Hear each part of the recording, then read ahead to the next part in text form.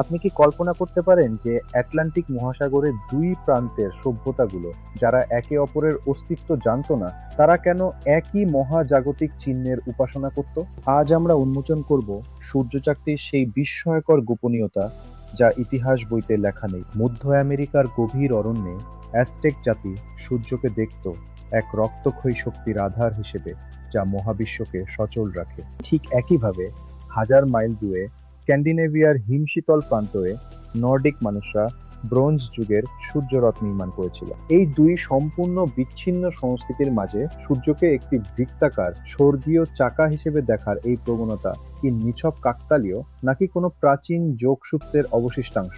আমরা যদি পূর্ব দিকে তাকাই, জাপানের শিন্তো ঐতিহ্যে দেবী আমাতেরাসু সূর্যের প্রতীক। মিশরের প্রাচীন এর উপাসনার সাথে এর সাদৃশ্য আপনাকে স্তম্ভিত করবে। মিশরীয়রা বিশ্বাস করত সূর্য এক দিব্য নৌকায় আকাশ ভ্রমণ করে, আর শিন্তরা বিশ্বাস করত সূর্য এক পবিত্র গুহায় লুকিয়ে বিশ্বকে অন্ধকারে নিমজ্জিত করতে পারে। ভৌগোলিক দূরত্ব থাকলেও সূর্যের এই দেবত্ব আরোপের ব্যাকরণ অভিন্ন।